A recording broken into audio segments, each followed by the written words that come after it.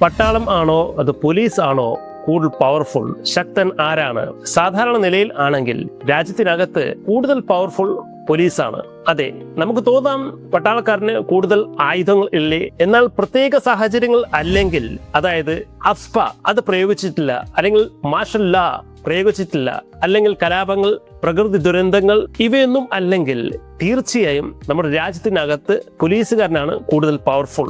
എന്നാൽ രാജ്യത്തിന് പുറത്തു നിന്നുള്ള ആക്രമണങ്ങൾ ഇവ തടയാനായിട്ട് പട്ടാളക്കാരന് എല്ലാ ആയുധങ്ങളും ഉണ്ട്, അവ പ്രയോഗിക്കാനായ വിദ്യകളും ഉണ്ട്. ഒരു പട്ടാളക്കാരൻ ലീവിൽ വരികയാണെങ്കിൽ അദ്ദേഹം വിത്തൗട്ട് യൂണിഫോം ആണെങ്കിൽ തന്നെ ഒരു സാധാരണ ജനം എങ്ങനെയാണ് പോലീസുകാരനോട് പെരുമാറുന്നത് അതുപോലെ തന്നെ ആയിരിക്കണം ഒരു പട്ടാളക്കാരനും വിത്തൗട്ട് യൂണിഫോം.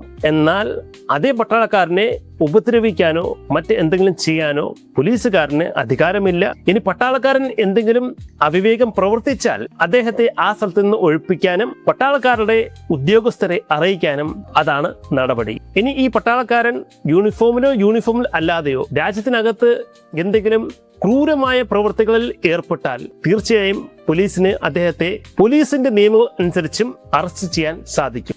രാജ്യത്തിന്റെ അകത്തുള്ള ക്രമസമാധാനം അത് സാധാരണ നിലയിൽ പരിപാലിക്കാനായിട്ട് പോലീസുകാരനെ നിയോഗിച്ചിരിക്കുന്നു. രാജ്യത്തിന്റെ പുറത്തു നിന്നുള്ള ഭീഷണികൾ അവയെ പ്രതിരോധിക്കാനായിട്ട് പട്ടാളക്കാരനാണ് കൂടുതൽ പവർഫുൾ.